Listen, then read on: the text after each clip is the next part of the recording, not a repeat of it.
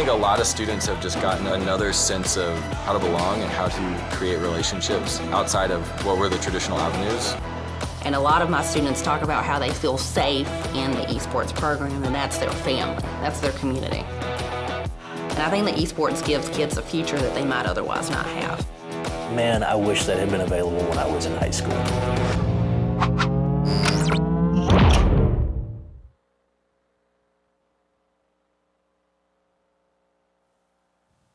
Welcome back, everybody, to the 2019 League of Legends Fall Championships by the Arkansas Activities Association. I'm your host and will be your play-by-play today. Audio, joining me is none other than Kios. Yeah, I'm excited to be here. We got a great rivalry on our hands as well. Northside versus Southside, both 13-1 and lost to each other. So, I mean, these are the two best teams around, and they're going to duke it out in the finals. Yeah, both these teams are actually in the same school district. I mean, they're right across each other. The Fort Smith School District, these are long-term rivals, not only in esports, but in tons of traditional sports. So it's incredible that these organizations, these schools were able to get to the finals and meet each other once again here in the championships. The stars have really aligned, and now we'll get to see a true clash of titans. Yeah, best game is against your rival, and then also in the finals. I mean, that's just everything's amazing for these guys. So much on the line, a lot of pressure, but excited to see what they can pull out. Yeah, could we get a better story to actually go into this series? But of course, we would like to give a thank you to our sponsor, PlayVS. They've been doing amazing work all over the nation, setting up high school esports, just kind of leagues. This is not just an after-school club or an activity or a group of kids getting together playing games. This is definitely a new sport that has come up to rival that of baseball, basketball, football, all of that. These have fully fledged leagues. I mean, we saw a player earlier today. We got news that he received a full ride scholarship to a college of his choice where he gets to continue to play Rocket League. So there's so many opportunities after this. They have coaches, support staff, all that stuff. And so it's really because of the great work that PlayVS is doing that all of this is possible. It's amazing to these kids get a chance to come out here and compete on a great stage as well. I mean, this is just an amazing opportunity for them to be in such a cool environment, get to play with their friends, and have that guidance from someone who's maybe a little bit more experienced and have that organization, which you usually don't get in video games because you're playing online. You don't get to have that real team environment. It's a very unique experience for them and really amazing. Yeah, and speaking of that experience, both these teams are at the Hot Springs Convention Center. So getting to actually play in a live LAN arena, it's even different than just playing in that team setting at school. I mean, now you're on stage, you've got people watching you, there's lots of pressure, but it also just makes it so much more fun. Yeah, it's going to be, like we talked about, a lot of pressure for sure. I mean, these guys, they definitely earned their spot here, but now there's so much on the line for them. Last series, rather, as we're going to have a best of 3 here.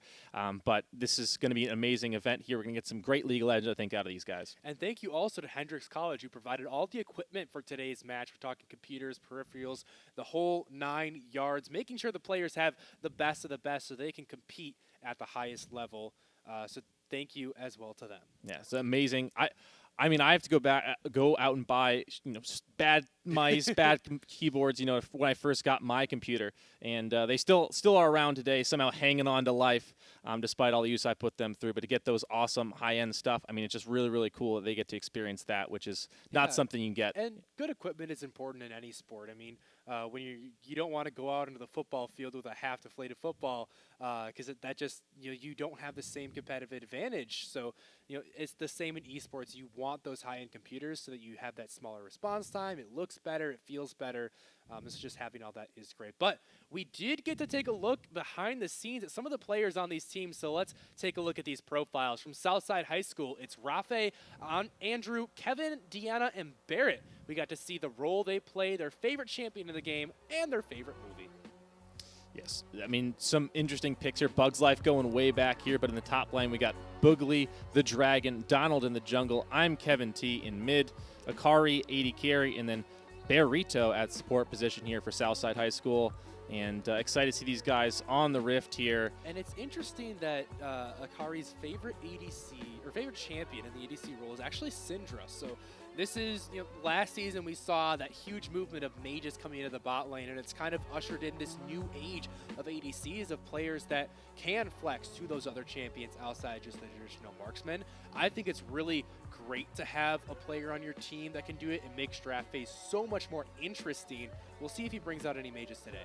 Yeah, I mean, he could bring a mage bot lane, could also swap with the mid laner here. We'll see if they draft something like a Yasuo to go bot side and then swap him to go mid lane and play a mage or something here. Just this composition, to be honest. Yeah, I mean, they have a lot of flexibility now because they can play a lot of different champions here. There's a lot of things they can do in draft, which other teams just aren't able to do because the champion pools aren't as deep.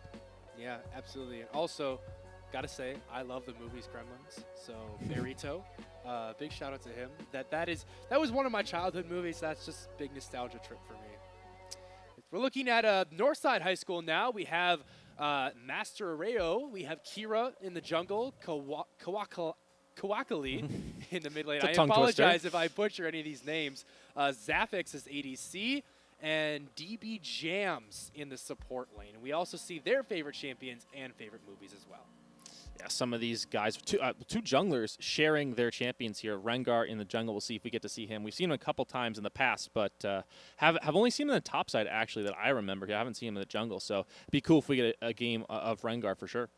That would definitely be great. Rengar, one of those champions that, depending on the rift you have, he can feel either stronger or weaker. Because you go up in the Infernal Rift and all the brushes disappear, and you just feels bad as a Rengar. But you go into the Ocean Rift, and all of a sudden that jungle is your kingdom. You can go wherever you want. You always have a bush available. But before we get into the game, we first have to have these players select what champions they want to choose. There's over 140 different champions of the game. Each team gets to pick 5 and ban away 5, and we'll be getting into it right here. So Northside High School, they're going to be on the left side of the screen. They're going to have the first pick here as well as the first ban. So they're going to be able to kind of dictate the pace of the draft and what they want to select first here. Southside will then have the next 2 picks and the next 2 bans. So they'll be able to sort of respond to what Northside are doing, be able to read them a bit easier because they'll be able to pick after them. So there's advantages to both sides here, but getting that first pick can be really amazing to get that important champion early on. Yeah, and look at Northside banning away that Syndra that Akari did say was his favorite champion. It tells me that he's been playing it a lot, probably, in the bottom lane and having a lot of success with it if it comes out on a blue side ban. Yeah, and we're going to get some more focus, kind of on the bot lane here with the Thresh ban, which is a powerful support champion. Especially in the right hands. I mean, a lot of people, dedicate a lot of time to Thresh. He's one of those champions where if you put a lot of hours into him, I mean, you'll get more results than someone who just puts a little bit of time into him. He's a very, very high skill cap champion, so definitely want to get that one away from someone who's really proficient. Yeah, the Senna banned away as well. All the other kind of top tier ADCs are still on the board. We're talking the Misfortune, the Lucian, the Aphelios is still up there. Yasuo going to be taken away. We saw 2 players that love to play him, both in Maestro and I believe it was I'm Kevin's. But we don't get to see that pocket pick today. Another one of those high skill cap champions. Yeah, so we're going to get to Mordekaiser first pick here, which probably should just be, it'll definitely be a solo laner. Whether or not it's on the top side is debatable here, but probably be in the top lane. So Southside are going to respond with a jungler and probably a mid laner here. In the Diana and the Grave. So Northside going for just a strong laner early on. Southside picking up an early jungler, which Graves usually played into certain matchups, with a melee champion. We've seen him played into Kayn to really shut him down. So kind of interesting Graves pick when you don't really know what the enemy jungle is going to be. Yeah, Donald did say that that was one of his favorite champions alongside the Rengar. So definitely just comfort for him. He feels like he can play it in any matchup. Northside responding with a jungler of their own in Gragas, and then the set going to be coming out into one of those solo lanes wherever Mordekaiser's not going. And Set usually wants to be played into a melee champion here, and Southside are actually going to pick a melee champion to him. Yeah, they're going to pick the Ornn into him, but one of the things that Ornn is quite good at is spacing, and he's really a powerful champion overall, really, really good right now, but he's really good at spacing here. He's got kind of a slow dash, but also the ability to knock people back with his autos a little bit, so he's kind of got some mini stuns, mini knockbacks, so he can sort of space against the Set pretty well, unlike some other melee champions. So the Ornn matchup, should be pretty even topside between the Set and the Ornn for the most part. But certainly it's not a bad matchup for the Set at all. I think that they're pretty happy with that. Northside is pretty happy that even though they picked Set blind, they actually didn't get punished too hard with that pick. Well, we'll see how that matchup shakes out. It'll be one to watch for sure. But looking at the second round of bans, the Caitlyn and the Leona really targeting that bottom side, which neither team has picked up any champions for. And then the Swain and the Ezreal coming through. That Swain, again, feels like probably a ban towards Akari, who has known to be playing some of those mages. However, he is going to be locking in Jinx. Yeah, should be a Braum counter pick here. We already have the Ornn for Southside and then the Jinx as well. If they pick up Braum here on the other side for Northside, this would be huge to shut down the enemy bot lane. But they're going to go Zyrakan, which is a strong duo as well. But that means that the Ornn ultimate, the Call of the Forge God, will not be shut down here. And a lot of the powerful abilities on the side of Southside won't be able to be blocked for the most part. I think Braun would have been a great pick here, very defensive, but we're kind of a little bit more proactive if you can get that quickness down. That'll be big here, but a very surprising pick in the bot side. He said it was his favorite champion, but we're going to get a Bard here. That's been the kind of trend for Southside here, is they're going towards comfort champions that they have put a lot of time on, and that can be a very viable strategy when you're talking about what's meta or just kind of widely accepted as being the strongest champions in the game. You can sometimes overshadow that if you say, well, I've put in so many hours on this champion that, yeah, he might not be the best, but I can make up for that with my individual skill. And just going back to earlier on in the draft here, I assumed kind of assumed the set was going to go topside against the Ornn here, but it actually may end up being that the set's going to go against the Diana, and the Mordekaiser will go against the Ornn. That'll be a little bit of a different matchup here, but said again, either way, he's going to have a melee matchup in the solo lane here, depending on where he goes. So that's still a little bit up in the air. For Northside, it's depending on what matchup they want to have here, but I like both sides' compositions here. I mean, Southside going with a little bit off meta in terms of some of the picks that they've gone for here, but I think that the Bard, it's just comfort. Sometimes being on that favorite champion just makes you so much more comfortable, and when we talked about the high-pressure situation, makes sense. Yeah, unfortunately, though, we do have some very bad news to bring to all of you. Northside, last year around Thanksgiving, they unfortunately lost a player to an unfortunate car accident. He passed away. So once we do get into the game, both of these teams will be pausing for about a minute to just kind of initiate a moment of silence. It was the support player that they lost in the crash. And Northside, they really made the push to make it to the championship for him. This has been a very personal issue for them. And they're dedicating this series to him, win or lose, but they would love to obviously take it home in his memory. So we all ask you to join us in a moment of silence when we get into the game, but there will be a short video we have in his honor.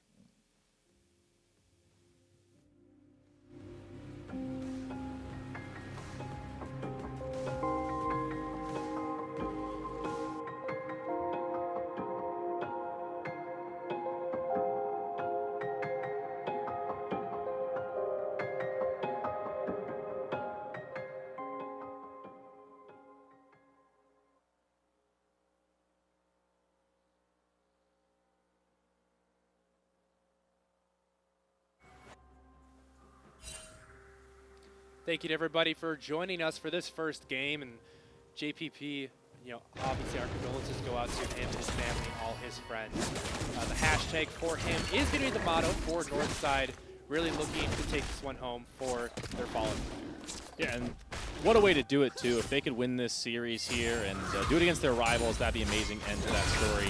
Obviously, an unfortunate event, but maybe turn into something positive for these guys. And they got a great opportunity here, and excited for some League of Legends, which always brings a smile to my face when I'm feeling down. So excited for this match. Absolutely. We did see this Mordekaiser come into the mid lane against that Diana. You saw Set go up to the top side versus the Ornn. And talking a little bit more about this matchup, Set has been a little bit on the stronger end since his release. He does get counter priority against range, but ooh, look at DB Jam looking for the aggressive edge onto the Bard. Just get shoved out of lane. It's going to be Halo Blades on the Bard. Bard is one of these unique support champions where his auto attacks really count. They hurt. Yeah, they basically break down a Bard's kit. He has a passive, which you'll see, these random chimes across the map. When he picks it up, he gets some mana and experience, but they also stack. So every 5 he gets a little bit more damage on his passive. And he also gets access to more meeps that are going to follow him. Those little guys, little guys are going to follow him throughout. He's actually got the snow skin on here, the winter skin, so he's actually going to have little penguins following him around. But those guys, each time he auto attacks, one of those guys is going to be going to be consumed, kind of. Going to do more damage and also will eventually slow and do AoE damage. So Bard's auto attacks really hurt. Right here in the jungle, but the jungler is coming to turn it around. Ignite onto the Diana, flash away, first takedown for Master Aero. Now this Bard has come up into the top or the mid lane and try to turn it around. Ignite can be thrown as well. One more auto attack will find the double for Donald. Huge early rotation by the Bard as well. One of the sports known for roaming because the chimes also give him movement speed, so he picks one of those up while he's coming to the river, gets a little there a little bit faster, and sets it up, gets a slow in, and then the Graves just cleans up. Yeah, that was a really good initial look from Northside. The aggressive positioning by Master Aero from the top side. That was actually almost finding a solo takedown. And you're in the bottom lane. Chompers are going to go out to the bar, just barely escaping. But now the Xayah tagged up. Carry in a 1v2. Neither side are going to fall.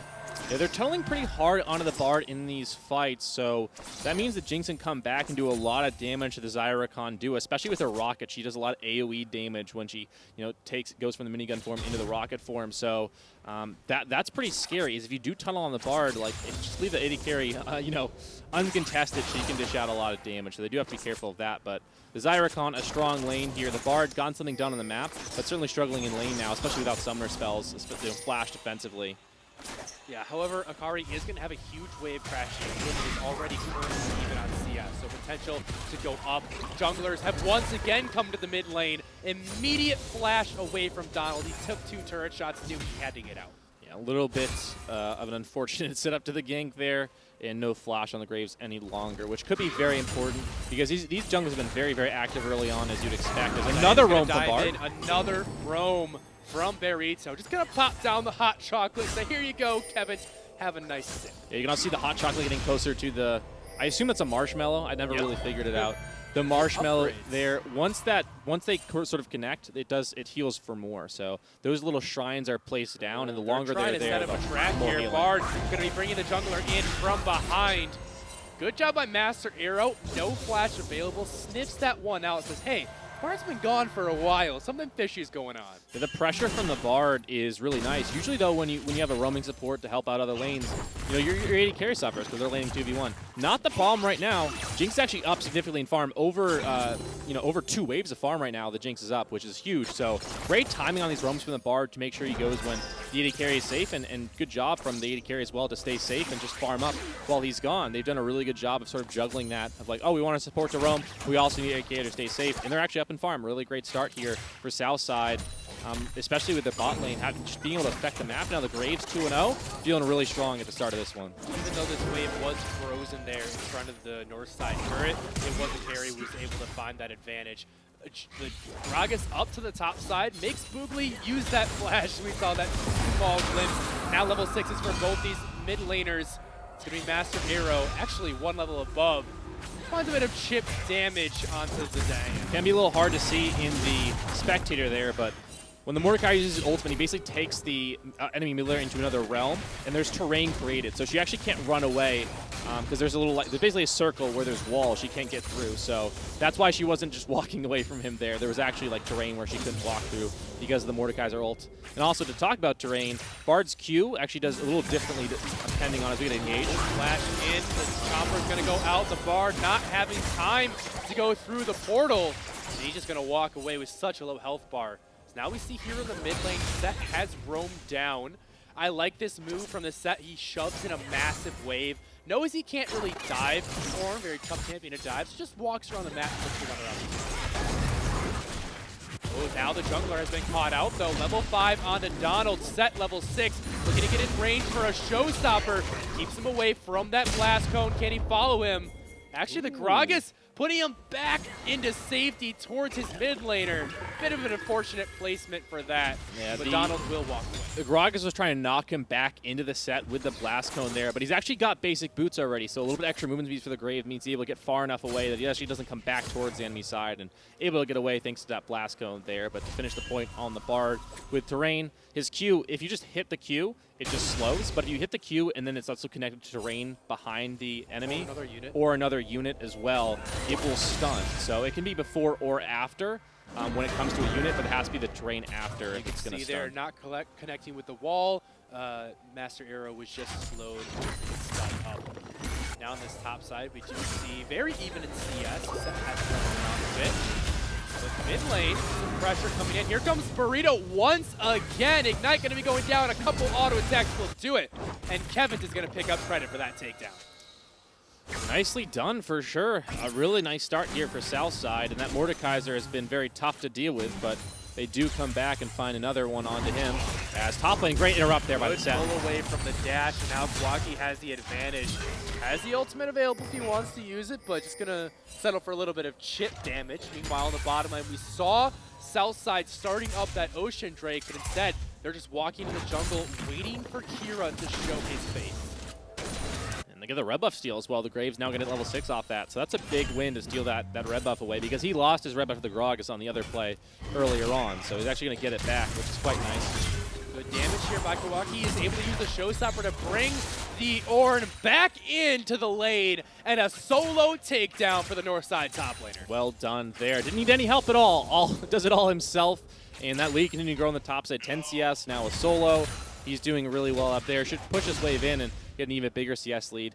I mean, TP probably has to be used by Boogly unless he wants to give up the wave, which is a lot of golden experience. See a bit of a scuffle here in the mid lane. Kevin's going to walk away from that one fine. The shield and keep him healthy. To go in from Jam's grand entrance and a faster exit. As here comes the Gragas. A nice tunnel by the Bard to interrupt, but all the way down to the bottom lane comes Master Arrow. He's going to target the Graves with that ultimate. Nice ult over the wall is going to keep him safe. The drag back in and shut down is the jungler. Akari as well is going to fall, and Northside off a great roam find 2 unanswered takedowns. Well, that was the other side of Bard. That portal, incredibly powerful to help your teammates get away, but sometimes the enemy takes it too, just follows you, and there's no escape there. Kind of unfortunate. You can also stun people as they come out of the portal, but the Bard didn't have the Q available. It wasn't in range there, so it wasn't really able to protect his Graves, unfortunately. But yeah, the portal, sometimes great, sometimes not so great. And I love this from Master Arrow walking all the way down from the top lane, because Ornn just teleported, so he knew that if the Ornn did not follow him, he was going to have the man advantage. Now he's get more damage in the mid lane. Arrow's going to go in by the 2-man ultimate. That was a great pullback into the Bard Stun, and now just barely going down. Donald is able to flash in for that takedown, answering back with 2 of their own. Southside's doing a great job. The good news for Northside is that they have a very strong set right now. You can see he's pushing the Ornn off the turret. So that's the good news, but very concerning that this Diana and Graves are doing super, super well here for Southside. That mid-jungle duo off to a great start. Yeah, they have been bullying Master Arrow all game long. You see, though, he's still 2 and 3, has some CS up over Kevin's. But yeah, all that pressure coming in. Zaya going to be stunned up. Good poke damage from the Bard, as well as those rockets. Grand entrance going to be interrupted as Rakan jumps over to those traps. And here comes the jungler coming. So much chip damage. This should be an easy cleanup for Donald. Can the bot lane from Northside get out of this alive? There comes the heal to buy some time. The Zaya ultimate puts down the feathers. Nobody's gone down yet. There's one more auto attack. There's going to be 2, and Akari lives to tell the tale. That was an amazing play from Southside there. So much damage before the dive even took place. They got them so low, thanks to some great range. I mean, the Zyrakan just get outranged here by the Jinx and Bard. The auto attacks rain through the abilities, and eventually they call the jungler down. Easy cleanup there underneath the turret. Even use the Featherstorm and the 2 summoner spells from Northside's bottom side, but their AD carry still can't manage to stay alive. About as good as you can get, and a lot of splash damage too coming through from the Jinx and the Bard. So Zyrakan never stepped too close to that wave. The splash damage from the Meeps on the auto attack, as well as just the splash damage from the rockets, means you don't even have to be in range of them to take damage. And Infinity Edge completed now. So Jinx is incredibly strong. Big CS lead, 20 CS, a bit over that actually as well. Now those last 2 takedowns just after that last play. So really in a great spot. Graves on Warrior. You got first round coming in your mid lane as well. Southside's in a really great spot. The only player who's really not having a great start right now is the Ornn, but Tank's generally better from behind, and the set really is going to have a lot of work to do to convert his lead into the rest of the game here. So, and without the Rift Herald, you don't even really have a ton of things to do topside. So, kind of once again up to the top side, the ultimate Master Arrow is going to isolate that Diana. You can see the Grog is just waiting around for this play, waiting for her to pop out, saving the body slam. There it is, and there's 1 takedown. Gragas Cat's going to knock away the Graves. Master Arrow falling a bit low, but still has access to that shield. Kira's doing some serious damage now with that Runic Echoes. But while this was all going on, we see a 1-for-1 trade in the bottom lane. Here comes the Ornn Horn, but Kawakali has joined as well, and just his presence is going to deter Southside from pushing any further.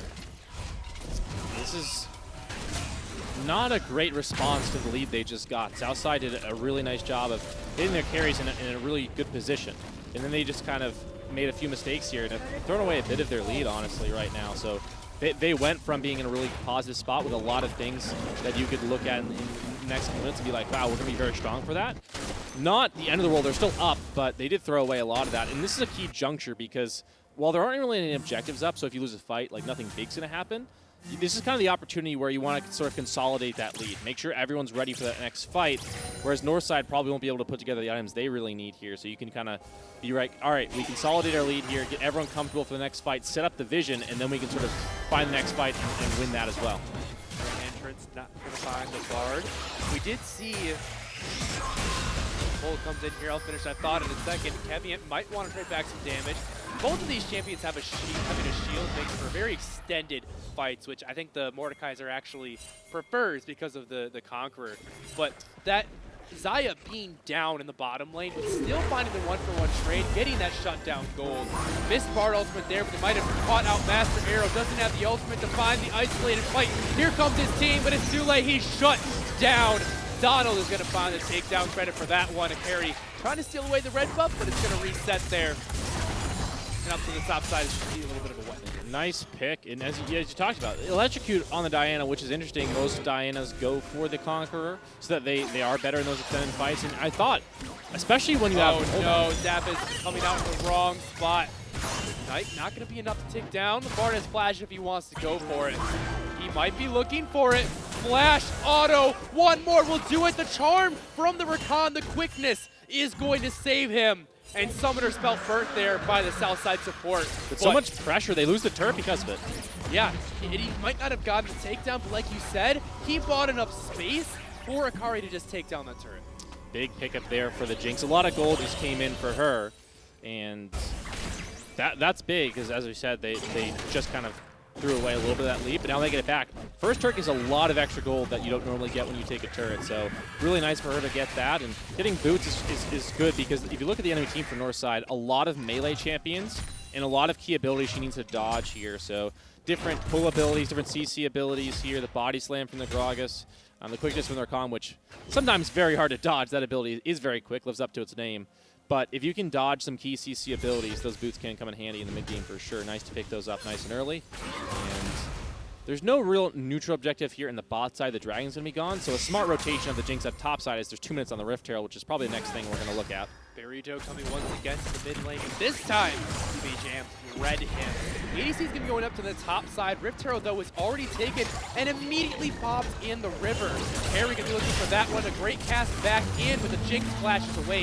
Keep herself safe. Here comes the Orange Horde. Is going to stop Shelly for the moment, and now Burrito has joined to try to turn it around. Going to be brought in by the set.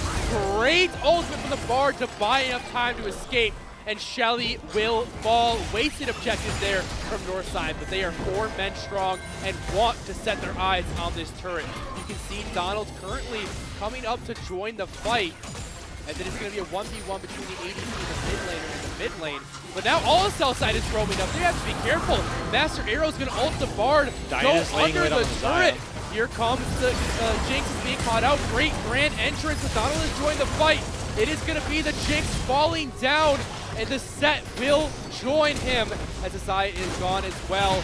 So much damage going on to Kira. The Diana on the flank is able to find a double takedown. Kevin looking for his third. Mordekaiser is nowhere left to run, and Southside come up huge with a 2-for-4 trade. That was just a really good rotation by Southside. They get Donald up topside to make sure they can defend the turret. They end up losing their AD carry, but played really well. That turret dive did not go good at all for Northside. And then Diana actually made a really smart play where she waited in the river because she knew she couldn't get up quick enough to defend the turret dive itself. She waited for the Xayah to rotate and then caught her in her rotation and then was able to find the flank as well at the end of the fight. So a smart play by Diana. Could have just ran straight topside, but wouldn't have really mattered, and she also cut off the AD carry, which the AD carry not joining could have meant the backside of the fight could have been good for Northside, but made sure that wasn't even a possibility. Really nice rotation there by Southside's jungler and mid laner. Big plays by Burrito as well on the Bard. We can see why he picked this champion, why he's so good at it. Starting off the fight with that great 2-man ultimate to buy enough time for that Rift Herald to be taken down. And then once he was picked off by the Mordekaiser, going to safety by retreating to his turret was also a big reason of why the Mordekaiser was so loaded for that fight. The Leandri's 2 first is going to offer a lot of damage. Leandri's does extra damage if the enemy is impaired, so slows, roots, stuns, that sort of thing. Bard has plenty of. Which, yeah, Bard, on his Q and auto attacks will both apply that. which is ultimate will, but will be in stasis technically. So I mean, like it doesn't really interact that way. But he can apply that damage a lot, do a lot of damage to a lot of high Herald is the target now. It is going to be taken down by Southside, who come in with the steal. And now Kawaki has to run. The set has a little bit of true grit to soak up that damage, but he's going to go down. Kevin on a takedown spree. There's another rotation by Southside. They not only win the fight, but they steal away the objective. Really quite nice, honestly. That was a huge play for them because they now can just, I mean, if they wanted, they could just drop the Rift Herald mid lane, or they could hold it for the next drag, and there's going to be a mountain coming up, and they could also try and split the map with the Rift Herald. They got a lot of options here. That Rift Herald at 20 minutes, 19 minutes right now, but 20 minutes is huge because it can allow you to pressure a lot of the map, and with the way the map is now, you can see it's like a lot of it is opened up with the outer towers falling down, so it's really a lot harder to rotate in between lanes for Northside because the jungle becomes a little bit more dangerous, and also just kind of a little bit further at times because you can get caught really far up on the map sometimes, and then in the side lane you just get punished with a Rift Herald spawn here. So Southside have a lot of options with Rift Herald. I think is super strong at this time in the game specifically because it's more valuable to knock down turrets now because outer turrets are a little bit easier to take, whereas inner turrets and inhibitor turrets, they're usually a little bit harder to get down when the enemy's trying to defend those. Also, Baron going to be just joining the map as we talk about that. And an option that you can have with the Rift Herald is you place into that mid or the bottom lane and try to use it to draw pressure away from the Baron and then just turn on that objective. The enemy team has to choose. Do they stop the push? Do they answer the objective? That's what Southside are doing, but they're going to go for that dragon. Yeah, they're just going to use it to get the dragon, which I don't think is a terrible play, but it does feel like you're missing a little bit of the opportunity of that. You're kind of settling for a little bit less of a Rift Herald than you could get. But it's risk versus reward. It's lower risk versus lower reward. The dragon's really nice and is going to be good for later on in the game, and also sets up an easier soul to take. But you could have done a ton with that. But again, risk versus reward, they're playing it a bit safer. Their dragon take, or Baron take rather, for Southside is decent. The Jinx is quite good. She stacks her auto attacks. They give her extra auto attack speed, not auto attack, just attack speed. But the rest of the team not amazing at it, so it's not gonna be burned down super quick like we've seen in the past with Mastery and Vayne compositions where it's just gone in a second. So Northside have a lot of tools to come in and try and disrupt that with the Gragas explosive cast, the quickness, and sets coming in. They just got a lot of powerful ultimates, so Southside can't start a Baron without really good setup, in terms of vision and also making sure Northside's out of position or they feel like they can turn and fight. So Southside can't take this Baron very soon. They got to set it up for sure. Moving in to find that vision. That is Spot Master Arrow, who is able to grab that scuttle crab. Very important for having some unblockable vision there around the Baron. But coming into these big, objectives, 6,000 gold lead for Southside just 20 minutes in. They got to be feeling great. They have the upgraded Rod of Ages, 10 stacks, as well as Azanias for the Diana. You see those upgraded items from the Ornn start to come in. At level 14, you will be able to upgrade that Infinity Edge. So lots of power on their side. Even if they were to take a slightly mispositioned fight, they might have enough stats to still come out. Certainly, and maybe going to catch more. A lot of damage. Flash Wave, but still gets caught. And the ultimate from Barge straight into the traps. And Kevin now on a rampage. Big pick from Southside. They now have 30 seconds where they have a man advantage. Well, that's been one of the big things for Southside this game for sure, is just the picks. They just found free stuff everywhere. It feels like when there's a setup to a play, they're just able to catch someone, and maybe another one here as Diana's going in. Kevin is going in, is able to find the ultimate on to the set, diving under tower even. Props to that electrocute. Ignite going down as well. Does force the flash out of set. And that can be a big tool, especially in team fights, if you're looking for a flash showstopper to maybe grab one of those carries. There's that little bit of distance the set does no longer have. That definitely does hurt. I think usually when you look at teams, the sports flash isn't the most valuable, but with the way this is right now, I think Northside are going to have to rely on a really good Rakan engage. So I think that the Rakan's flash is actually very, very valuable here. He's going to be after the one face checking for wards usually, unless his whole team comes with him, which usually you can't convince your team to come with you to wards. So I think that keeping that Rakan and flash is a big thing for Northside with this upcoming fight. Really, really valuable to have his flash.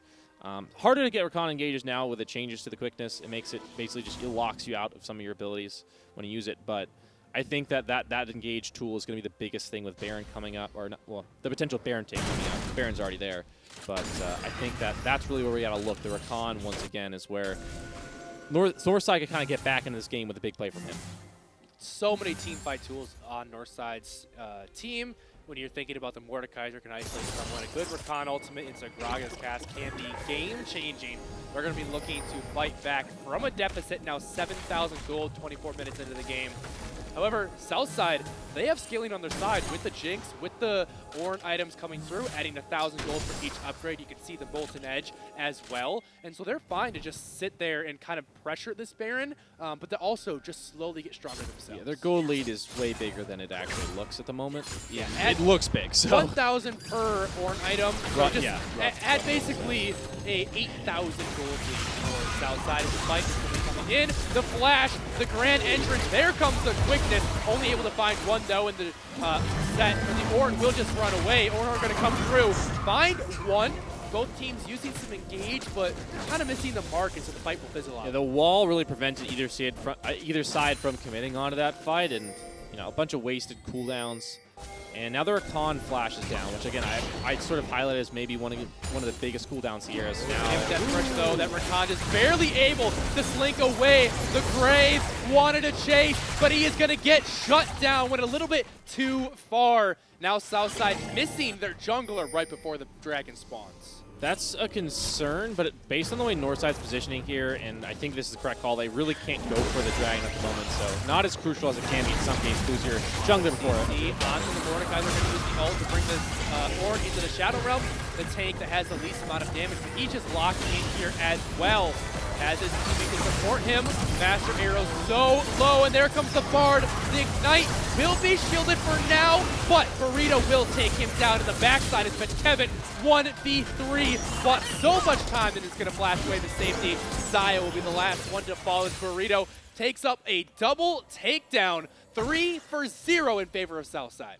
Yeah, Northside may have used the Shadow Realm, but Southside played the trap card there. It's their Bard. I mean, I don't really know what happened, but the Bard is like really strong right now. Leandri's completed a while ago, but his auto attacks throughout a fight, his consistent damage is kind of massive, honestly, throughout a fight. And his playmaking potential has been, really shown here. I think this Bard has been amazing this game, which is a surprise, but I'm happy to see it, honestly. You don't get to see too many Bards, and the fact that he's utilizing it so well, he's just building damage.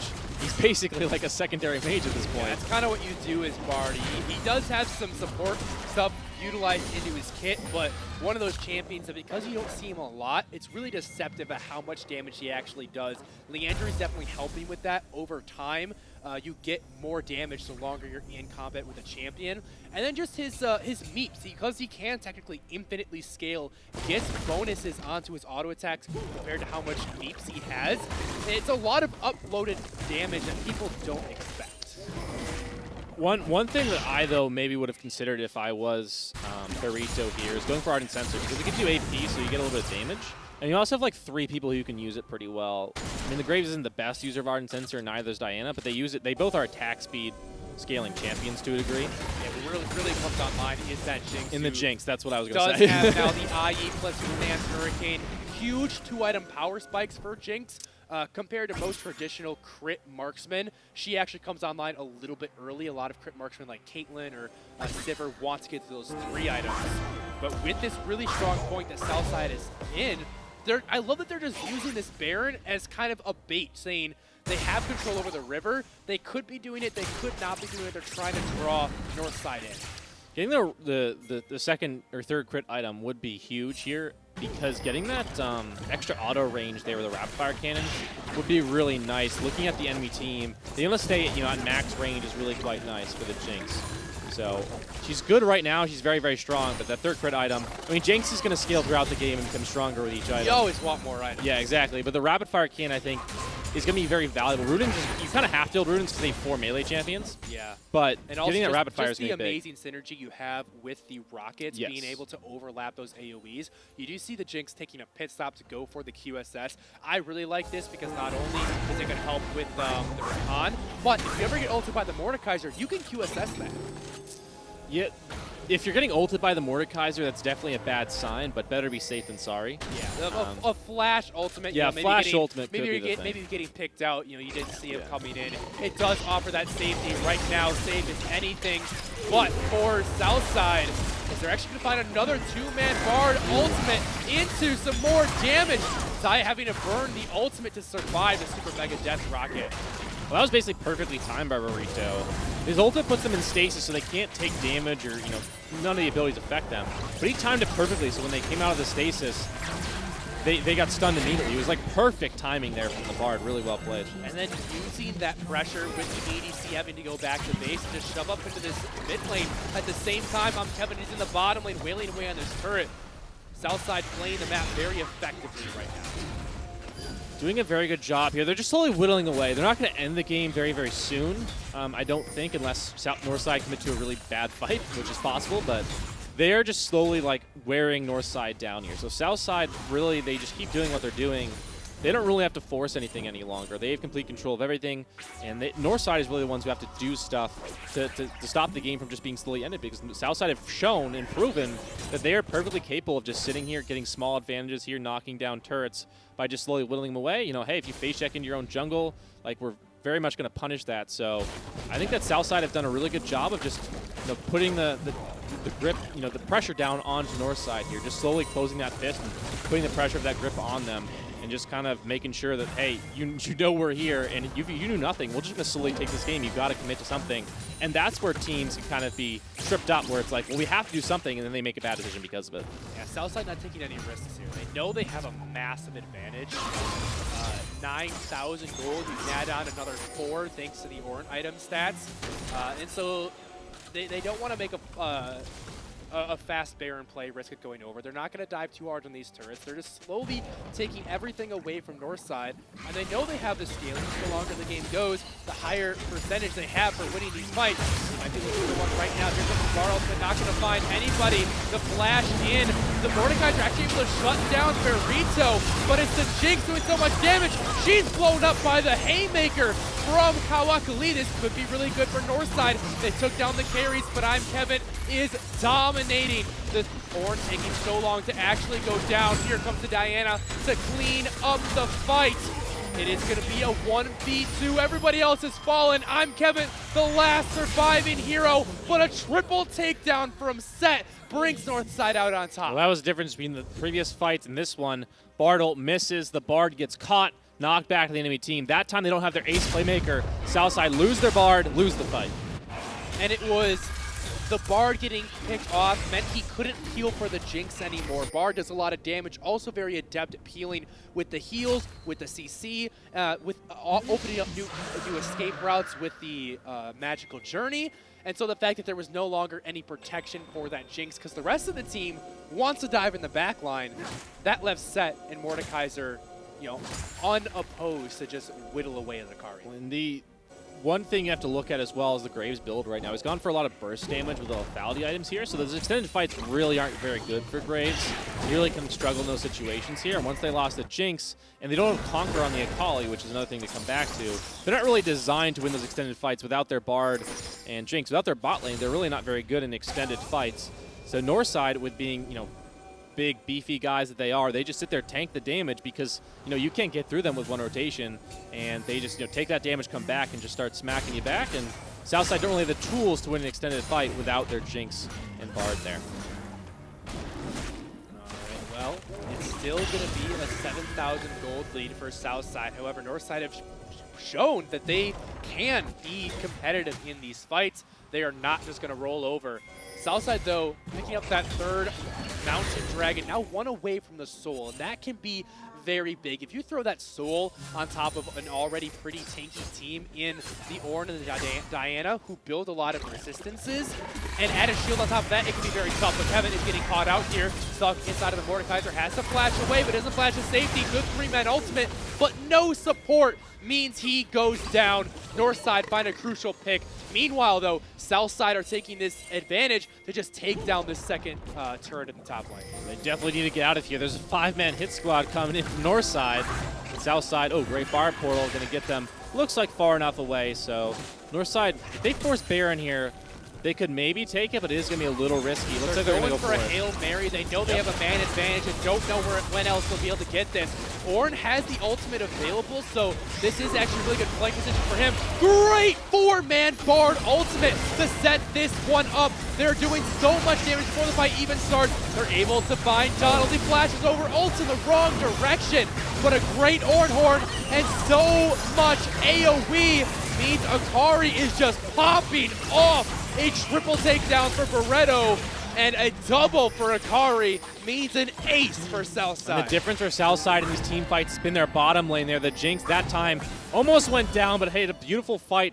Missed the ultimate, but the auto attacks, the cutting was great from her, and then the Bard as well. A great setup from the Bard, and a great follow-up as well to come in with some more stuns. They're going to get an inhibitor for this one. Big plays by Southside's bottom lane. That time, they were in the fight. Southside wins it. Northside thought they had no other options but to force that Baron when they were 1 man up, but in that Baron pit, there is so much AoE on the side of Southside.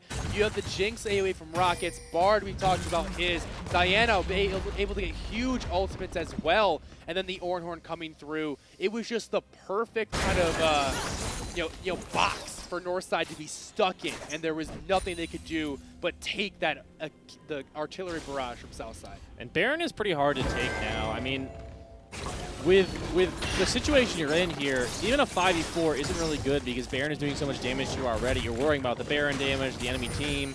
It's just a really tough situation to be in. Even though you're up a guy as Northside, you really don't feel like you're at an advantage here. You're just trying to hope something works out with that play because they feel like they're just slowly losing the game, which is a correct assumption, I believe. And that time they force themselves in bad situations. We talked about earlier where it's like, hey, well, we have to do something because otherwise we're just going to slowly lose this game. They get forced to do a bad decision overall. I mean, they're playing to their best odds, but still, it's not maybe it might not be best enough play, for yeah. them. Just the Ornn items continuing to come through. You now see the Yomu's upgraded for the Graves. You see the Abyssal Mask on the Ornn, which is actually the most effective Ornn upgrade in the game. It's something like 1,500 or 1,600 gold that one item upgrade gives you. So with this 3-item core, Ornn is so incredibly tanky. Add on that percentage increase. Oh, Bard though might have taken the wrong portal, has to flash away. As now that final Mountain Dragon coming online would do so much for all the tankiness that Southside had for themselves. You got to feel like Northside can't give this away. Well, I mean, if you look at the gold lead, it's about 10,000, which is a big gold lead. You factor in the Aura items, it's about 15. It's about 15,000, and 15,000 is like Massive. a full build almost for some Yeah. champions. So this is a huge lead for Southside here. And they are Some going of to the be a little champions on cheeky with the Northside brush. might not even have 15,000. Exactly. That's it's just a massive lead right now for Southside. If they can get this dragon, get the soul, that's big because It might be the final nail in the coffin, but especially with the front line they have already being so tanky. But that dragon is going down fast. Good traps by the Jinx. The jump in, the soul away from Kira. The hero play here from the teleport and the fight. Northside want to try to win a fight off the backhand of this. Zathix goes golden. You see them just falling left and right into Curry. So close to going down, but kiting so well. The set not able to find the damage, and even though Northside steal away the objective, it is Southside coming up big with the fight, and they have minions in the base. an amazing steal, but it almost baited them in. Honestly, Northside commit to the fight because they steal the dragon. They're all in the pit. In the end, it was their downfall. An amazing steal by the Gragas, but it's not enough. Southside going to come out on top in game number 1.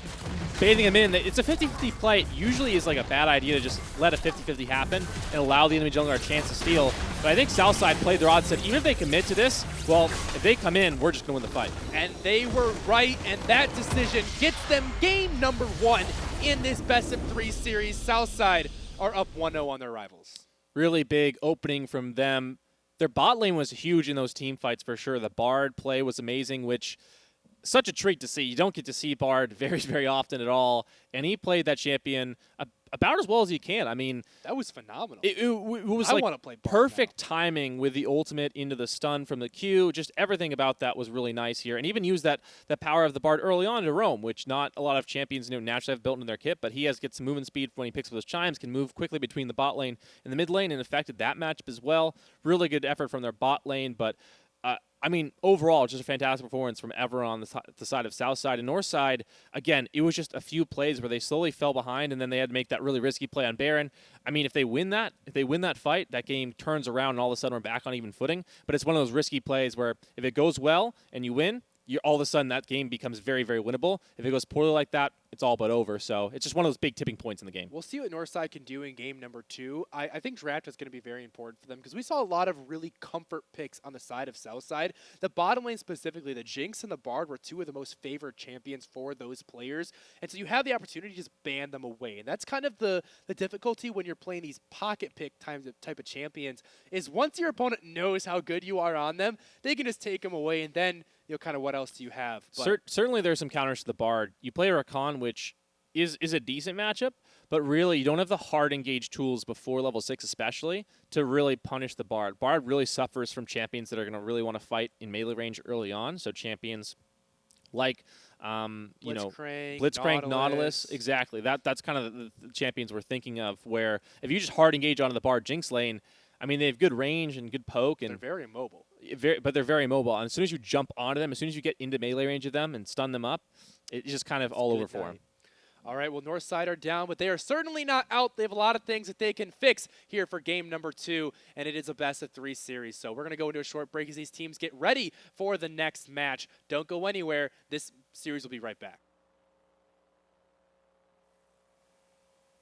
Welcome back, everybody, to the Arkansas Activities Association 2019 League of Legends Fall Finals 4-play versus. What a game 1 that we had. We saw Southside coming in, not looking too great. Northside having a pretty dominant victory. Yeah, it was a really quite nice start for those guys. I mean, a really surprising draft from them. We had Jinx Bard bottom lane, and then it was real comfort. And then the Great as well in the jungle. It was just champions they like the best, champions they feel the best about, which sometimes it's just more valuable than saying, oh, well, this champion's like slightly better than this one, so you pick that one. It's like, well, I know that kit more. I know how it's going to work, and I know the matchup's better. So that really proved to be true in this one, and how powerful the Jinx and Bard were was a bit surprising to me, but those guys played really well in those picks, and the Great as well had a great early game. Didn't really do much in the later fights, but the early game pressure and some of that, the 2v2 is in mid lane, well, the 3v2 sometimes when Bard was roaming. A lot of that came in from Burrito roaming around early and often. One of the biggest things about Bard is, I mean, he wants to roam anyway because of, grabbing the chimes that come up around the map, but a lot of Bards just roam for that and really miss out utilizing the incredible roaming potential that he has. Not only does he get lots of move speed so he can join a fight really fast, you have to be careful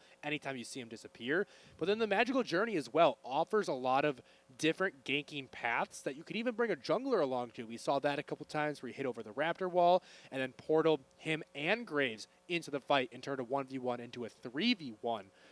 So a lot of really impressive play out of the Bard. Southside didn't, fall flat on their face, though. I mean, their top lane and mid lane, their mid lane, despite being ganked a lot, was up pretty far in CS, and the top lane, the set kind of popped off. Well, yeah, the set was actually doing really well in the 1v1, but when it came time to transition that into a team fight or something else later on, it just kind of fell flat because the set didn't really have the team to back him up once he was strong himself. He did a little bit in team fights, but really, till all the way to the end of the game, he never really was able to threaten the backline too much, except that one fight in the jungle on the bottom side of the map where they were able to basically just knock the enemy bot lane out of the fight before it really got started. That was the big fight for them. But besides that, the set, even though he had a big lead in topside, never really managed to get something more going on the map besides just what he did in the 1v1. And that's one of the things about Set. He's a very strong champion, but incredibly immobile and very prone to getting kited out. And I think that's something that we'll see as people learn more and more about how to play Set as well as how to play against him. Is he can be kited very easily, and it was kind of a story of, can Set get onto the Jinx and the Bard? Yes. Okay, Southside win the fight.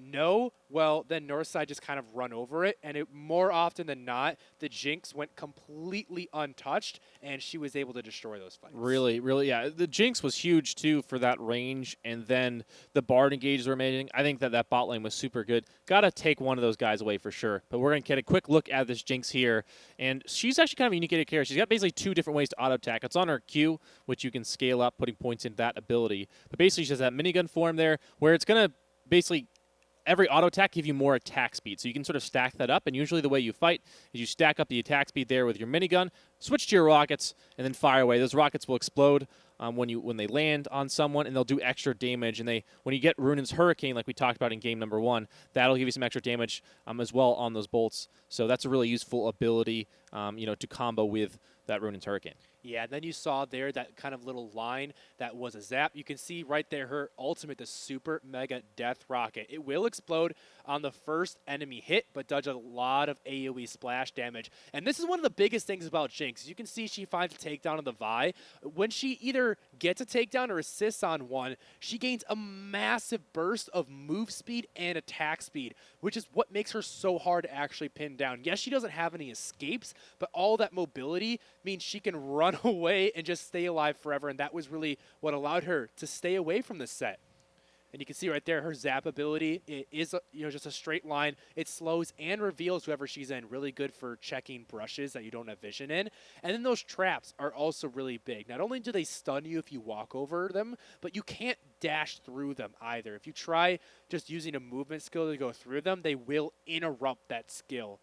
So Jinx can be deceptively hard to pin down if she's played correctly. Yeah, there are a few champions that can get over the traps with blinks or some other weird interactions, but basically there are champions that get past them, but most champions aren't able to.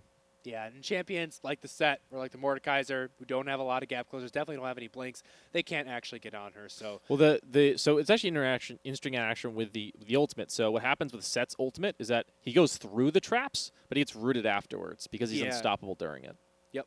But that is a little bit of a look behind the pick that got Northside that huge win there, as we understand a bit more about the pocket pick for their bot laner. And I think we're going to take a quick look at the Morgana, as that's another champion you can pair as a support. I think it plays similar to the Bard a little bit here, because you basically want to set up a fight with your Dark Binding here, which is going to come around in a second. But basically, it's another line skill shot that can root someone and can be big for engages here, that Dark Binding we just saw, which is huge. It's a very, very long root time as well. The Tormented Soil, the W here, going to just basically do some damage in an area. Not too complicated of ability, but the biggest part of her kit is this black shield. Being able to stop CC is huge with that magic shield. Make sure that the enemy team can't lock your AD carry down, which when you have a Jinx, which is a character that can sometimes be susceptible to being jumped on, is big. And then the Soul Shackle ultimate, stunning multiple enemies when you can just stay in an area, make sure those shackles stay tethered. That's huge to make sure you can lock down the enemy team that's jumping into you. So Morgana, I think, can play similar to the Bard. Decent roamer, but more focused on just keeping that AD carry safe, which, again, if they can get their hands on the Jinx again, I think it would be great for Barry to pick this up, because I'm not sure if he's going to get a chance to go on the Bard for a second game. Yeah, Morgana, not a champion that we saw last game, but could be a very powerful pick if these teams wanted to pick it up. It's a really great team fighter because you have that ultimate. A lot of players will run stopwatch with Morgana, so you go in, you shackle to a bunch of enemies, and it's not until 3 or 4 seconds later that they actually get stunned. And so some teams will just try to burst down that Morgana, but the Zanya is giving you a couple seconds of invulnerability, really helps get that one off. And she can actually be played in the mid lane as well. She has tons of wave clear with her W, which the cooldown is reduced when it's on a cannon minion or a champion. So if you do see her picked up, it's not guaranteed in the support lane either. It could just be a mid lane pick. Not as common in the mid lane. You definitely want a matchup. So she's commonly picked into things like LeBlanc. She's a very good matchup into her. So it's generally you want to find a specific matchup, because like a lot of champions who have like magic shields, like Kassadin, there's a few others that have had magic shields in the past and have been changed. But basically, champions that are good against mages can sometimes be counterpicked, for an AD champion. So like, all right, we'll pick Morgana to go into the mid lane. All right, we'll play Zed, and then that becomes a really tough matchup, because generally you can't get to that stopwatch or zonies quickly enough to really deal with him, and that's a really tough matchup because you don't really have a ton of tools. You can maybe try and Dark Binding him and then just run away, but that's not always easy when he's got a lot of mobility. So certainly a risky pick to blind pick in mid lane, but can be done if they just go ahead, go for LeBlanc, go for a Syndra, some kind of mage. Morgana's great to flex in the mid lane as well, but that black shield will always be good no matter where she is. Now let's talk a little bit about the draft phase, because it's one of the biggest parts of League of Legends when you're talking about these multi-game series. If you're just playing solo queue and every single game is a new opponent, you typically just go with either what you're comfortable with or what is kind of meta. But in these longer series where you get to play your opponent multiple times, and we know both these teams are huge rivals, so they know each other pretty well. you can kind of adapt your play style and your game plan throughout the series. You know, you will get a chance at banding away 5 new champions if you so choose. So things to look for, you know, there was that Jinx that was very strong. The Bard was huge. You know, you saw the Diana, who later on in the game popped off. So if Northside or Southside wanted to just take those away and force Southside on something, or Northside on something different, they could have that option. For sure. I think that they definitely have to deal with the bot lane.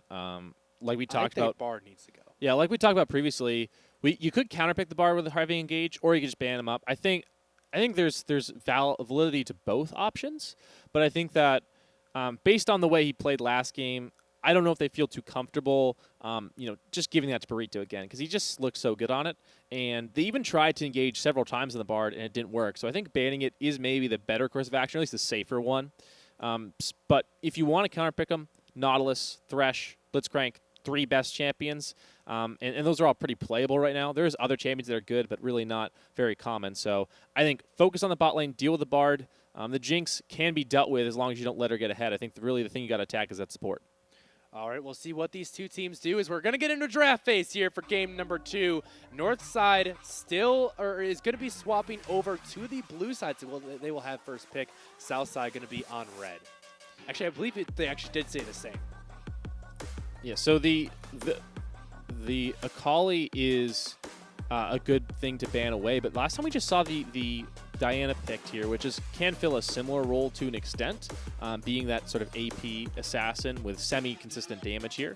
So I think that that'd be a nice pickup for sure in the mid lane for either side here, as looks like they're actually going to attack the mid lane first for both sides. The soul lane's getting a lot of focus, so an interesting decision to go for that because we talk so much about the bot lane. Yeah, you do see the graphic updating. Both these teams will be swapping sides. But that Syndra banned away, remember that was Akari's kind of one of his most played. They actually double banned him last time around. And then Burrito's Bard joining the table. Yeah, which a bit unfortunate for us. We don't get to see it again. But again, safer course of action probably for Southside. For Northside, I mean. Keeping away from Southside, I should say. So I think it's probably the safest thing to do. But yeah, unfortunately, we don't get to see it again for a second game. And another support joining the ban table, it's going to be the Thresh, a champion that does have a lot of roaming potential as well. And just seeing how skilled Burrito was in that game 1, they just want to kind of have a preemptive ban. Says, hey, we know you're good at this champion too. We're going to take it away. Southside with their first pick, going to grab themselves Diana once again.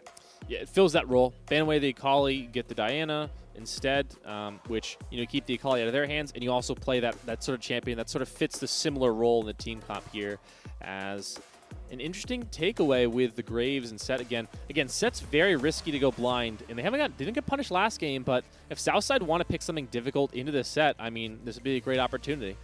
Yeah, I might come up with that counter pick. A lot of teams aren't really used to playing against him right now, so you know it can be interesting at what you actually want to do. Boogly is going to go back to that Ornn, kind of one of the safest tanks up there, but Northside grabbing his support in the first rotation, it'll be Leona. I do have to criticize this pick a little bit because, like I said last game, Braum just so good into Ornn. You just stop his ultimate with your basic ability. I think it's a little bit.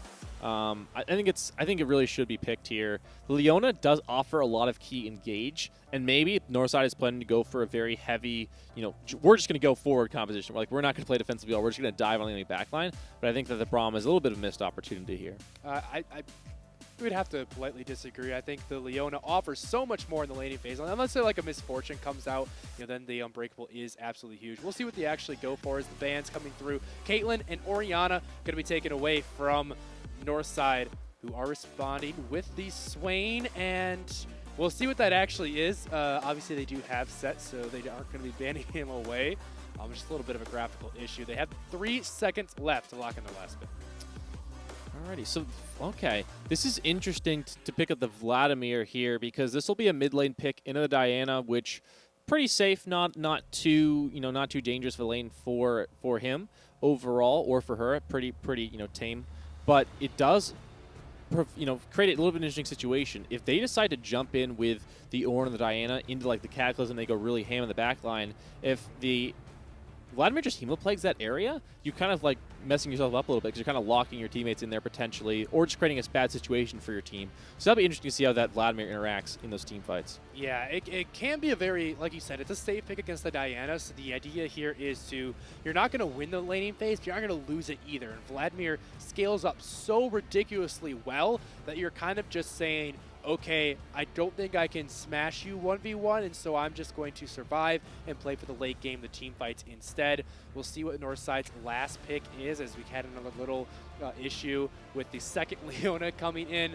They are still waiting on an ADC, unless they will wanted definitely be an AD carry. Aphelios is up, I believe, if I'm not mistaken here. That'd be a decent pick. Lucian is up. You see the Misfortune as well, the Senna available. Kind of all those top-tier picks, but they could also go back to a comfort pick if they so choose. Southside, though, Akari got his Jinx once again, and it's going to be joined by Burrito's Brand. Yeah, Senna might be a decent pick here, but it does not have as much all-in pressure, which if you're going to play Leona into a Jinx and a Brand lane, you generally want a champion that's going to be really good into all-in. So I think it's more likely we'll see an Aphelios and a Lucian or something of that nature where you actually have some all-in pressure early on, because the Senna, decent damage, but I think if you're really saying, all right, we're going to be very aggressive in this lane, which is kind of what Northside is doing, because like last game, we basically have a squishy support and a squishy AD carry which don't have escapes. They have hard CC to a degree, but really if you can definitely force all into them. So I think that Northside probably going to be playing something aggressive in the bot lane. Senna would be passive, but I think that's really not what they're going for there. So we'll see what they end up getting. But both sides coming back with some similar picks here, but also switching it up a little bit here and there. I think that Southside feels strong once again. They get all the picks that were really powerful for them last game besides the Bard. And Jarvan, never really a bad pick. So I think that Southside have put together another composition again. And Northside, I think the Graves pick can be very powerful here. We'll see if Kira can, pilot it well.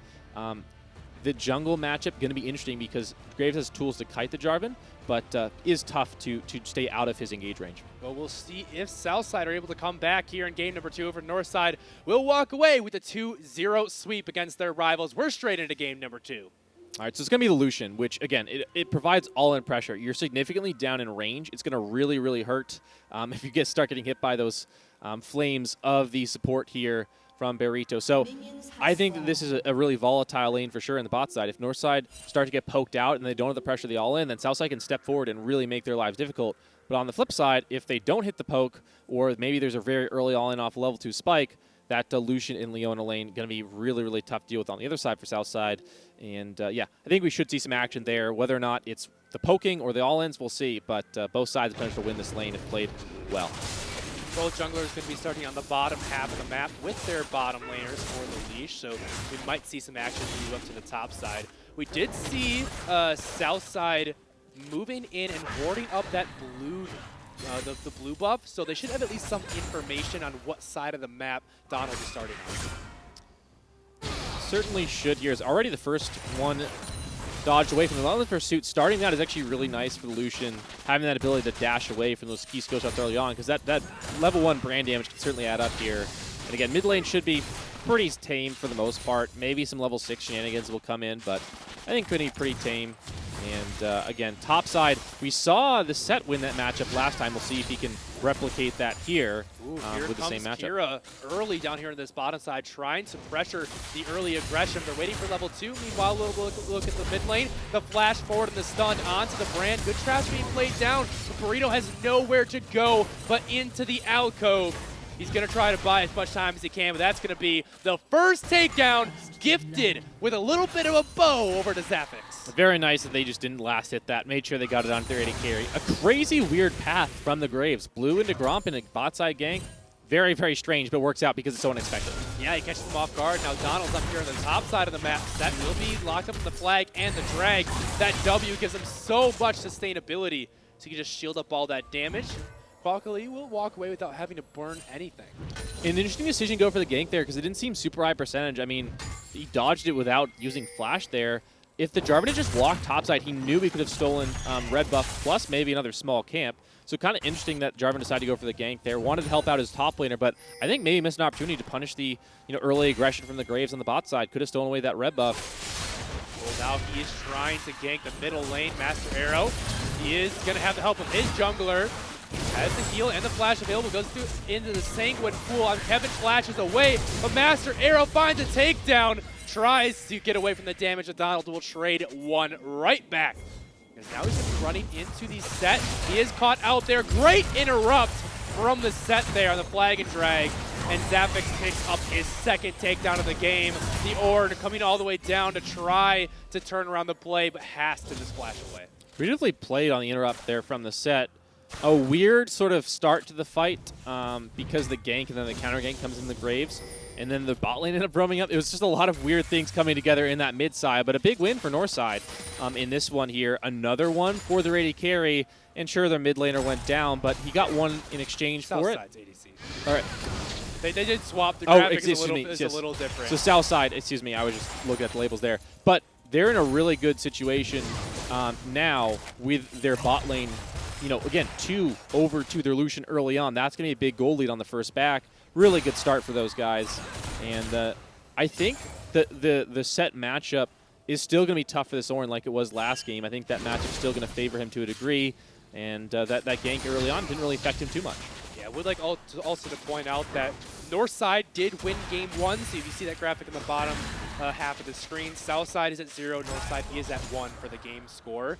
So just don't be misled by that one. But right now, it is going to be Southside off to an early lead. This is a good look for them. They have the aggressive composition, you know, kind of that early aggro bot side, and they've made really good use of it with Kira, that unconventional path down to the bottom half of the map.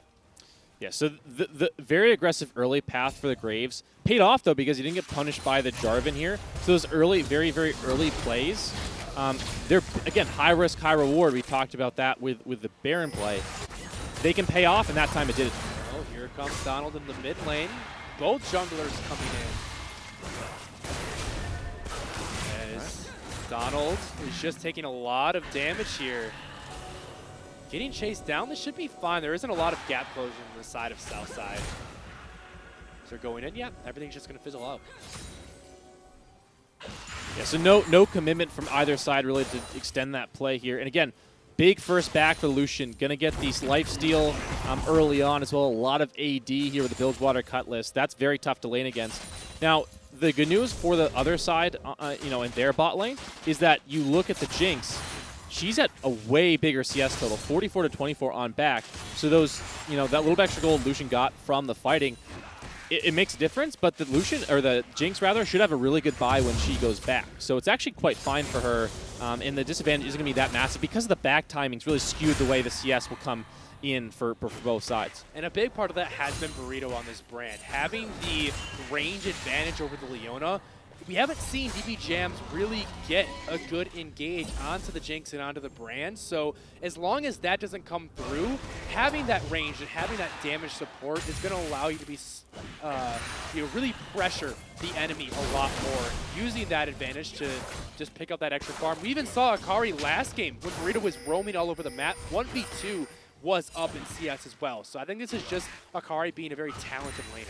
All right, so good start for the Vlad as well, because when he gets scaled up, he will be just a team fight menace later on here. So it's going to be very tough to deal with him. And he's actually, again, he fell once, but he got that takedown back.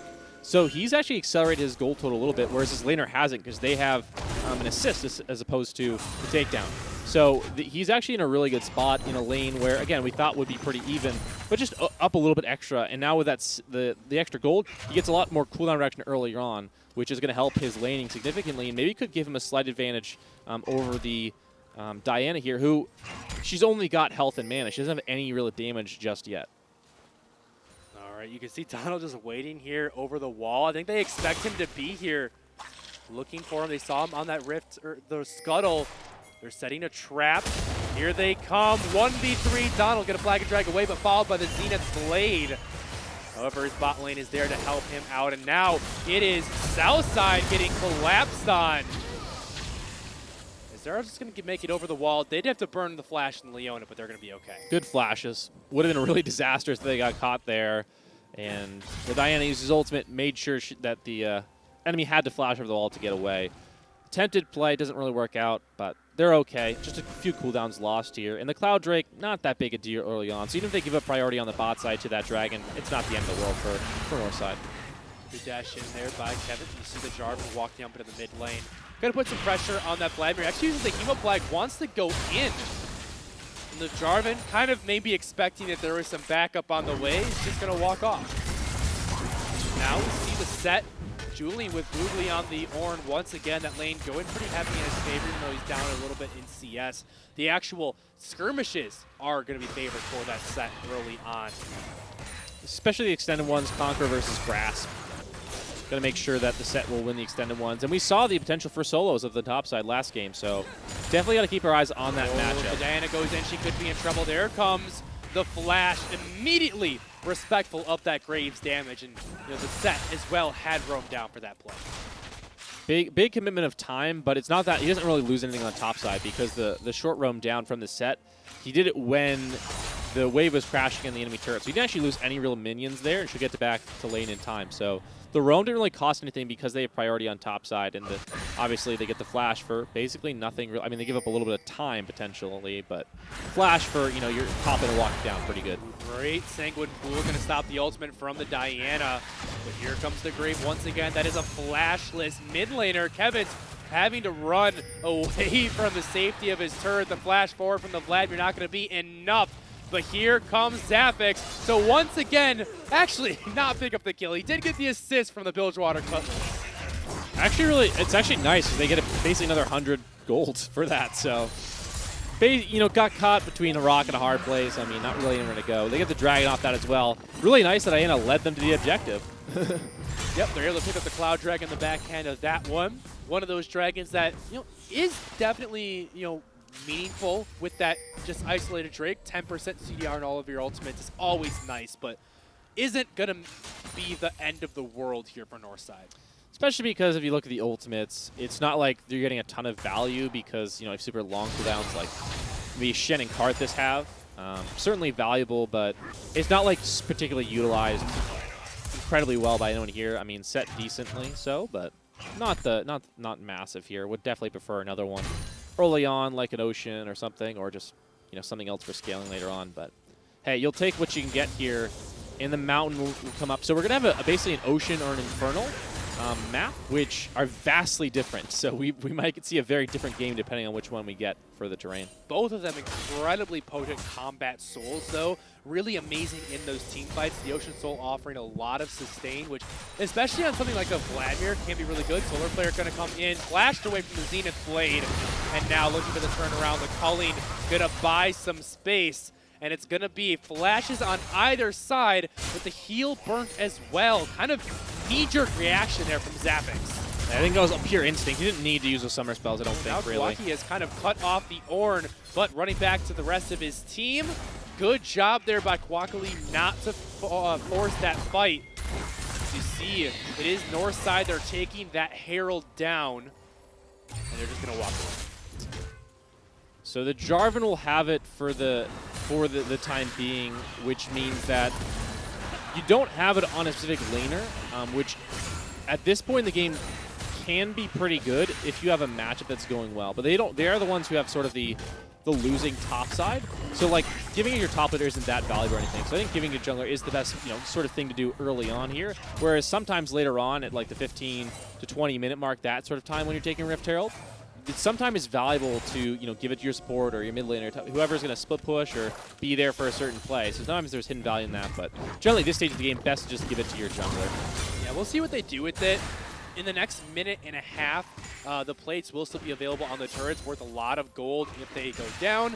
The Rift Herald does do true damage, about 2.5 plates worth, so the ideal play is you can take 2.5 plates off a turret, drop the Rift Herald, and then the Rift Herald will actually finish it off. You can see they've already started, so plates going down in Southside's favor here on the bottom side of the map, but you really want to get that Rift Herald off in the next minute so you can cash in on that extra gold.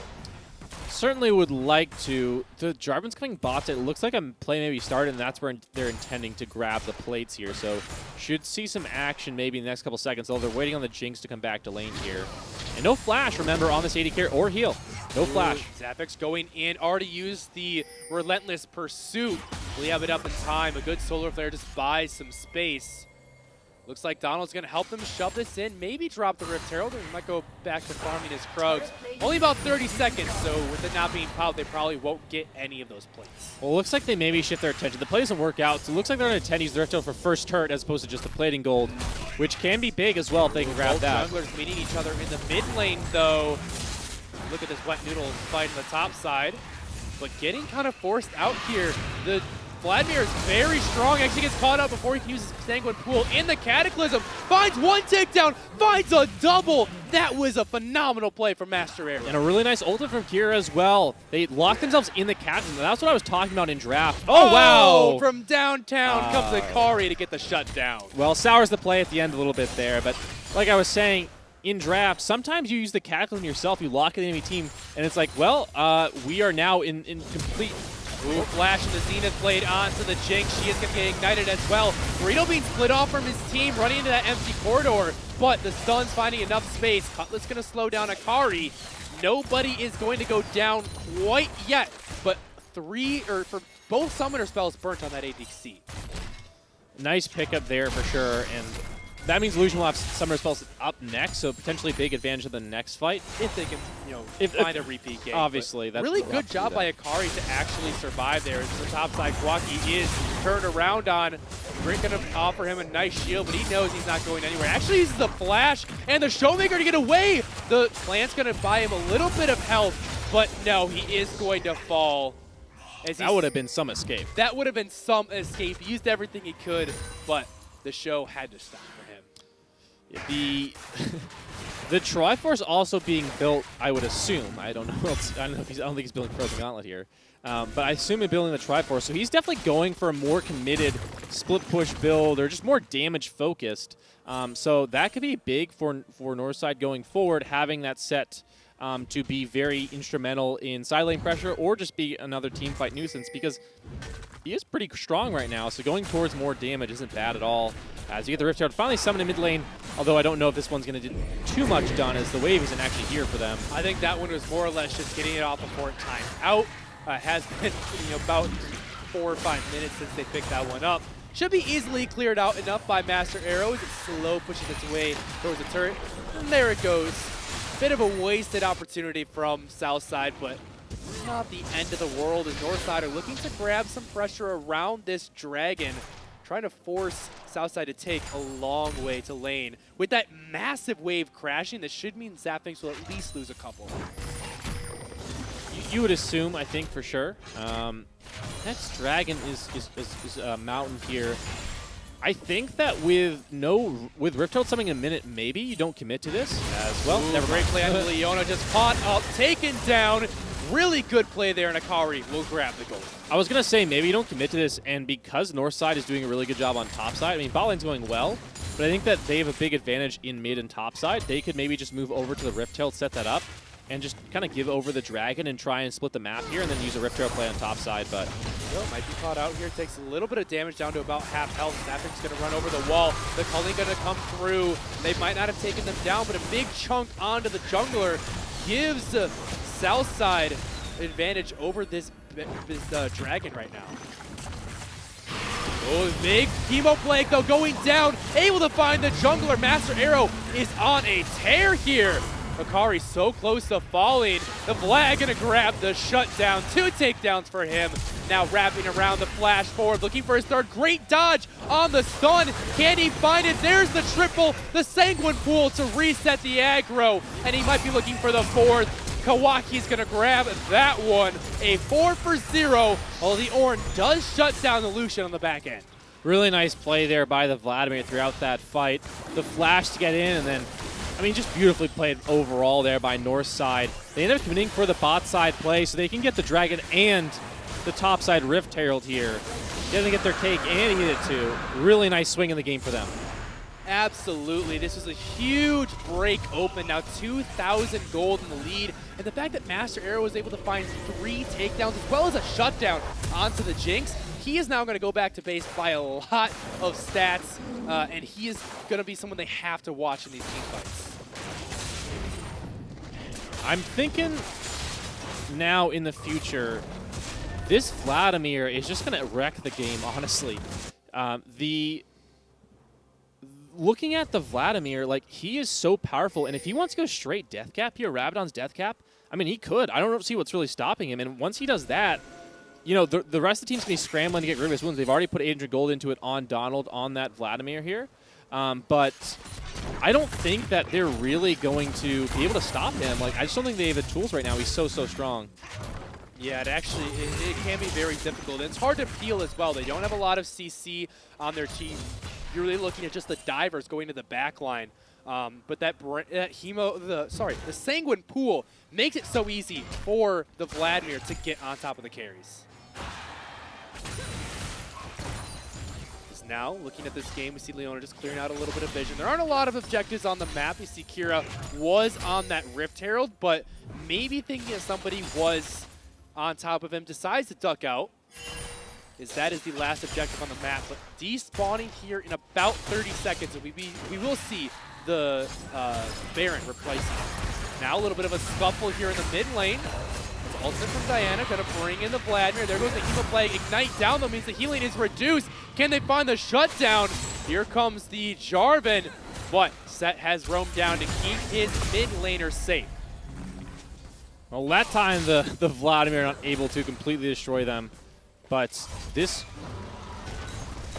top side is going super well, but the Set is playing really unselfishly, trying to get advantages for his teammates, roaming down several times. And he sacrificed a little bit of the solo lane in the top side for that, for that potential snowball in mid lane, which it has paid off in the end. That solo lane advantage they got in mid lane for the Vlad really has been big now. Ooh, great catch out though on Zafarix. And Akari is able to find a takedown. The Lucian just too far up with no support. And that's a big pick off on the Lucian here. There's no objectives to capitalize on it with, but Southside needs something to come back in this one. They've struggled recently, and now they potentially could have. I mean, I thought they might have pushed the turret there and just taken it, but they end up going just clearing wards. Kind of a little bit of non-efficient use of time.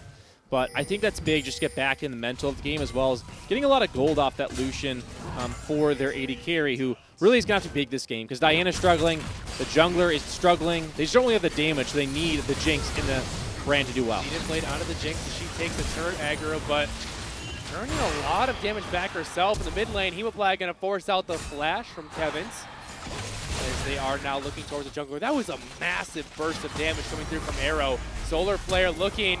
Akari has to flash away.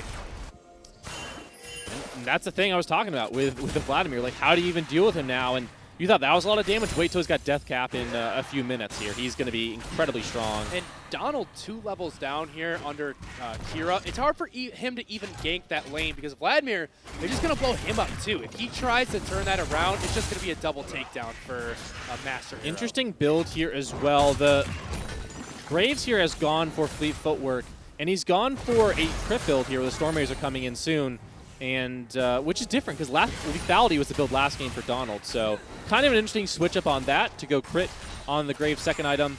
No one's going Warrior Black Cleaver. It's pretty big, all damage builds in the 2 Graves we've seen today.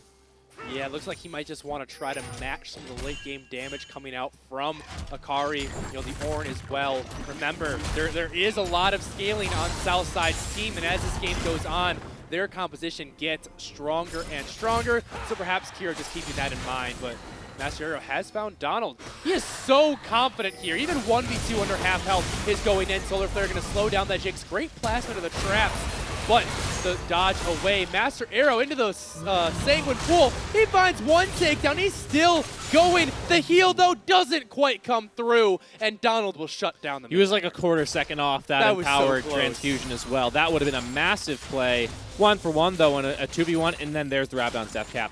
Huge pickup now.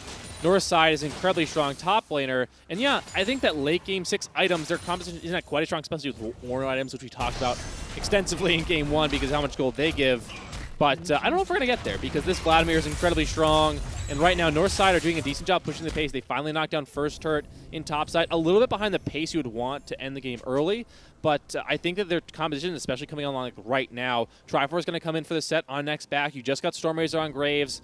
Your AD carry isn't really hitting an item spike at this moment, but he's already got that first item in the Blade of the Rune King, which is a big first item, very, very powerful, and as well has those crit components. Can maybe finish that second item, in the near future here. So actually just went interesting. Did he sell Sheen, or did I? Who? This set. Yeah, I think he must sold have, 'cause Sheen. he was Weird. going for that Trinity Force. Remember you bringing it up. Decided, actually in the bottom lane though, hold on thought, DJ! It's gonna go down.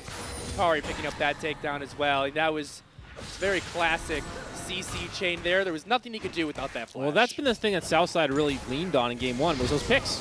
They just find someone in Northside either out of position or sometimes not even out of position, but just they are able to catch him. Donald, though, could be caught out himself. Kira going to be going up against the Diana. You can see Master Arrow coming in with that big burst of damage. He's looking for the Hemo Plague. Already finds one takedown without even using it.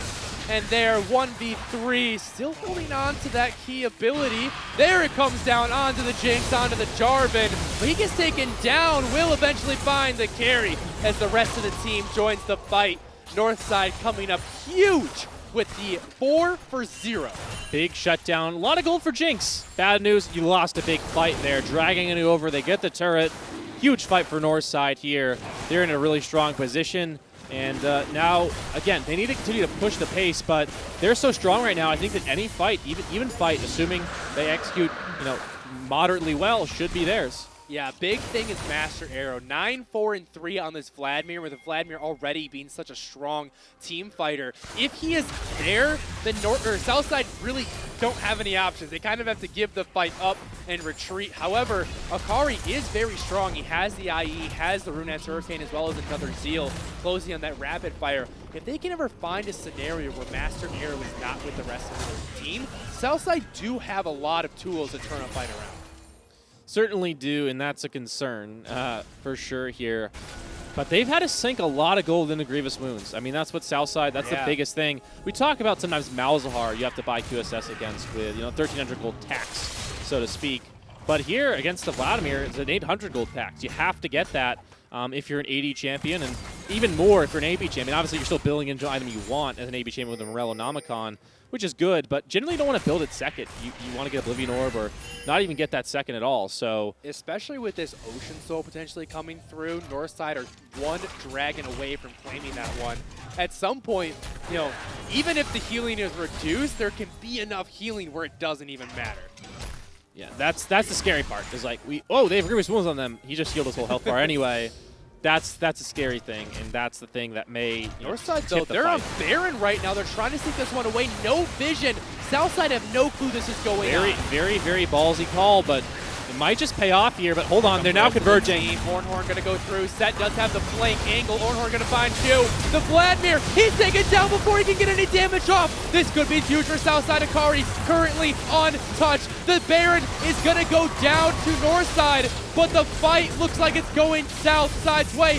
No, they actually stole it. Donald was able to take the Baron away. They get the objective and the fight. They don't get the Baron on every single member here, obviously, because they have a few people go down for Southside, but now the Diana's splitting in bot side. They win the fight. Huge turnaround in this game. Massive, massive steal. We saw a steal last game. Didn't end up mattering. They lost the fight, but this time they steal and win. Huge swing. Before that fight, Southside was almost 4,000 gold up. They're at a 600 gold advantage now.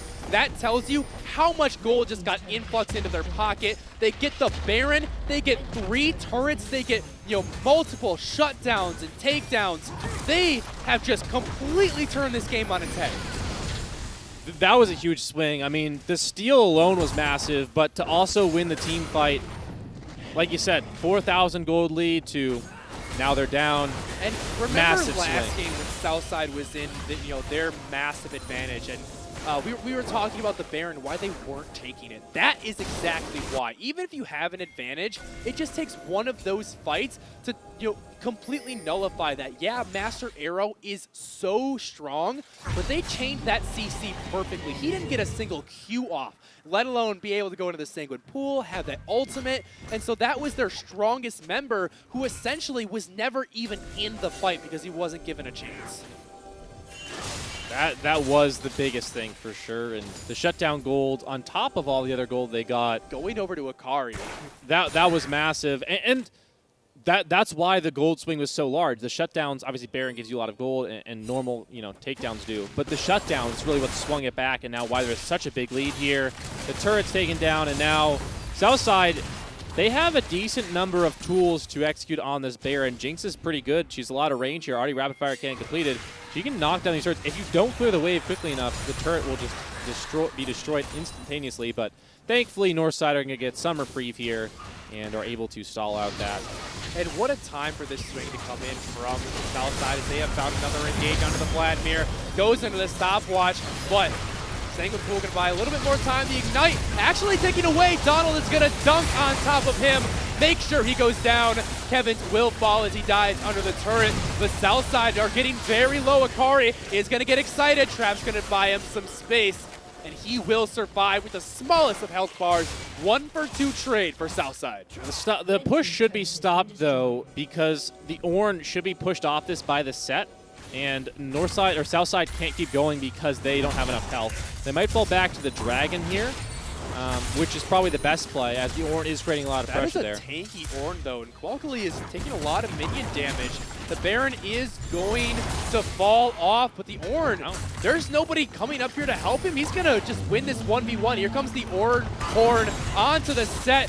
The Haymaker going to buy a little bit of space, and that will save Qualkali Needed to from hit that last going ability. down. Yeah, very, very close to picking a solo in the top side. The Baron minions really hurt, even at this stage of the game. Just not enough armor there. And Ornn, with all those Ornn items, upgrades he's got, I mean, he is so strong right now. Look at, the Vladimir's not doing any damage. He's got death cap. However, 1v3 might be a little bit too much for Boogly. Has to flash away. He knows that if that CC starts coming in, there will be no escape. That Ornn is really tanky. Like, not just a little bit, really tanky. Look at the item he built, the Abyssal Mask. I actually love it. I think this is such a high priority item for Ornns. The amount of combat stats it gives you, it's almost a full item's worth. That is essentially just double the stats that you get from that one upgrade. And I think a lot of Ornns really underutilize just the raw health and magic resist you can get. Especially when you're going up against somebody like Master Arrow, who is so strong in this Vladimir. It makes you almost immune to it. The Catalyst is also a really good item in lane. If you're able to pick that up early on, it gives you basically, not infinite, but really renewable resources in the health and mana, because it gives you so much back in both those, which really you don't need like armor too early on unless you're playing a very specific matchup or a magic resist, whatever it is. You don't really need to build too much unless you're in a specific matchup, so getting that Catalyst early can be really a really nice item to pick up, especially if you are in an extended laning phase and like you're just sitting there in lane and neither person's going back and you're just like, oh, I got Catalyst, so I can win the sustain war. All right, well, Southside, they're in a really good spot right now. 2,000 gold up is Vladimir. Phase checking the brush. Good Sanguine Pool to buy him some time. Will Donald decide to go in? The flash forward into the stopwatch. Donald just picking up so much health or damage from the turret. And now the most spent member on Northside is looking at a gray screen for the next 45 seconds. This is Southside's opportunity to break into the base. Stoneplate's pretty useful, huh? Just takes up the turret the entire time. Pretty good item. And now the siege is going to be stopped for now. But the next wave may be the end of this inhibitor turret here. The Jinx, again, if she can get a couple autos off, a half-health turret, it goes down pretty quick. Yeah, Southside did commit quite a bit, flash and 2 ultimates for that play, so maybe waiting for those to come back online before they really commit to a 5v5, but right now, this mid lane turret, half health. Will Northside make a stand here? 15 seconds on that Vladimir, and the health bars are starting to get a little bit low on Southside. There comes the calling to thin the wave and the health bars more and more, and a second wave not finding the turret means that the push should die from Southside. That was really nice, but hey, bad news, Baron spawning. So if Southside want to go back and just set up vision around that, they can do that. And as we talked about earlier, they kind of win the scaling battle here. They don't really need to worry about, like, hey, if we let this game, stall out, it's really not a concern. They just can play an infinitely long game, and they will still always be in the advantage. The scaling is not on their coming side. in with a soft reset here after that push. It will allow Northside to walk in and grab control of the Baron. They're actually in a position where they could set up a death push because Southside is pretty split up. The Ornn's already here, though, so they won't be able to get a brush, and he knows they're Jinx is just going back to base, so there's a small window where Southside do not want to pick a fight. They can stall us out, though. There's really nothing forcing them into, like, walking forward right now. And Northside, if they started Baron, it'd be even crazier than Game 1. So there's really not much you can punish them for there. Southside did a very good job of staggering their backs, making sure they sort of had someone there to make sure Northside wasn't walking into a place which they had to face check later on or walk into. So it was a really nice job by Southside. Northside got vision down, but Southside played that really well, considering, like, hey, the only way we lose is if we just, like, kind of give up vision on top side and get caught. Now the game kind of is once again stagnated to this point. Baron, the only objective on the table. You will see Dragon spawning in a few minutes, and that is going to be a big contention between these two teams because even though down 3,000 gold, you add more on there with the Ornn items, and Ocean Soul is something that can turn around almost any game. Basically any game for sure. Again, the gold lead isn't as small as it looks. It looks 2,000 gold. It's probably a bit more than that here. And right now, it feels like Southside are the ones quite far ahead. They're going to be starting up Baron, but there is a ward in the pit, so Northside knows this is going on. Master Hero's going to walk in, but the Baron's going down so low. It's going to be secured by Southside. Can they escape or win the fight on the backhand? The Jarvan going to be the first to go down. Akari is found by the set. So much damage. The Jinx has fallen. And now Southside, they need to turn this one around. Boogly is unstoppable on this Ornn. He is just a brick wall, an unstoppable force here. And it's actually Southside, despite losing their carries, they come out on top of the fight. Massive, massive smite again for Donald. Steals the first one, gets this one. I mean, he's about just on point.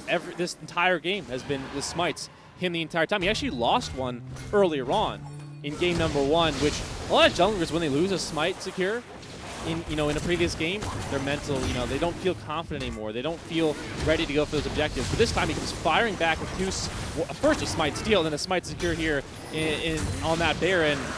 Really quite a nice play from him. Even though he goes down and doesn't really do too much in the fight afterwards, that's massive to come back from. Kind of one of those situations which can shake your confidence, and just come firing back. Wins 2 smite fights in a row. Massive from the jungler of Southside. Now the second Ocean Dragon coming in from Southside, and they have another Baron. One of the kind of advantages of not grabbing those 2 Ocean Drakes is you get to stack up whatever the Rift Drake is a lot more. So if Southside would have theoretically grabbed this Ocean Soul, not only would they be getting tons of regen in fight, but outside of combat, they basically all have a free Warmox. That's not bad. Yeah, so they can, and it's really good for sieging teams, which they have a good one because Jinx has that extra range, the AoE available with the flag and drags and the Bard, or not the Bard, the Brand, just kind of zoning. It means that they can do this little mini game where they push in, they take a little bit of chip damage, and then they step back for a couple seconds, and boom, all of that damage is gone. They've healed up to full, and they can just go back and do it again. And it becomes this war of attrition where Northside are forced into making it all in engage because they will lose the fight over a long time. The Graves has very good wave clear, but with Baron minions, you can't really clear them too fast. And if you have, multiple waves crashing, that becomes a real problem for Northside. So they don't really have a great way to deal with the siege if there is pressure in multiple lanes or if there is a Baron wave. They don't really have great options for that. All right, now you can see Southside. They're just taking over this jungle, making sure there's no vision or resources for Northside. They did get spotted out on that one ward on the red buff, so they should know not to face check this right now. But they are just slowly working the map. I would like to see them maybe split up their users a little bit more and utilize this Baron. The waves aren't in the greatest spots, but you can see them starting to remedy that right now. Donald could be going down in the bot lane. The goal is to have all 3 of these waves crashing at the same time. That is the goal. The timing can be tricky on that, but they're doing a decent job of getting some pressure in here. But yeah, and you got to make sure that your squad is close enough to pull off these team fights as well, because Southside very much do have a front-to-back 5v5 composition. So spreading their team up can actually work against them. They actually don't have Grievous Wounds on their Jinx. The Southside AD carry is building a Guardian Angel, I would assume. That's really the only other item I would assume. Unless maybe he goes for Essence Reaver, but either way, that's not Grievous Wounds.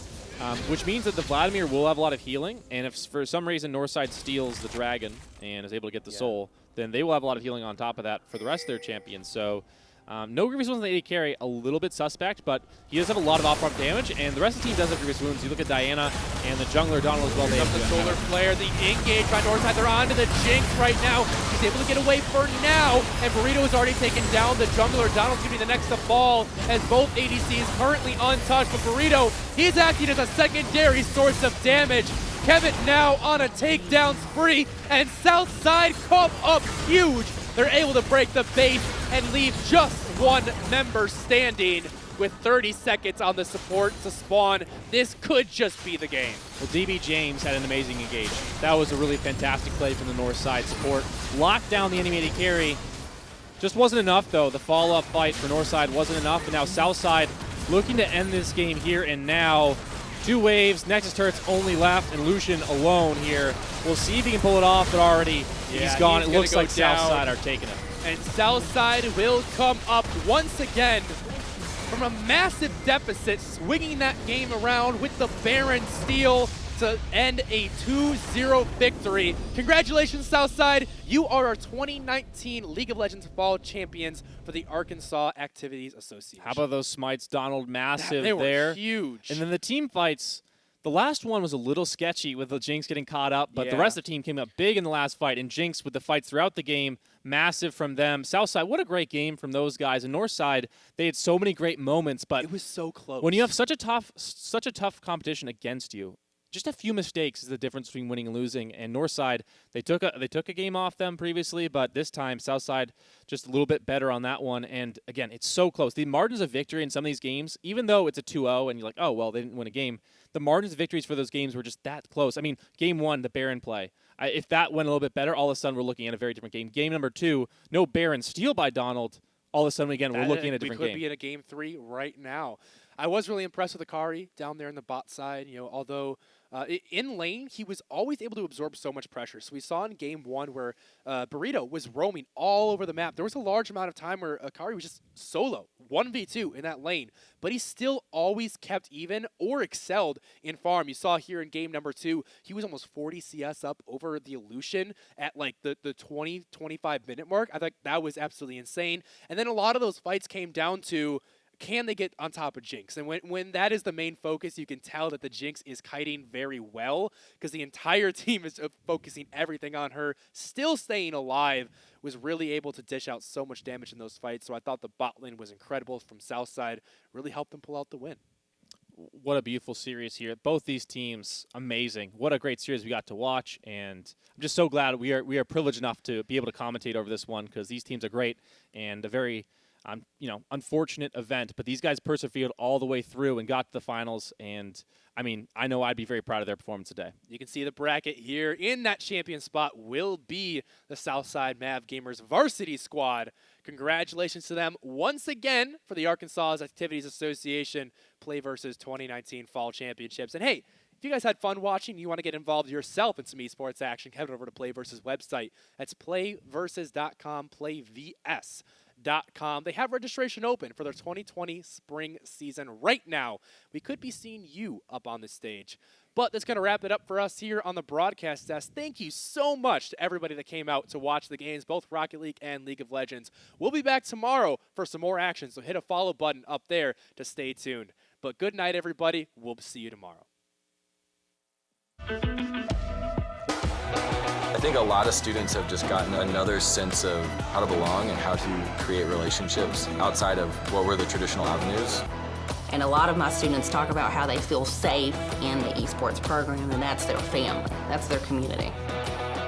And I think that esports gives kids a future that they might otherwise not have. Man, I wish that had been available when I was in high school.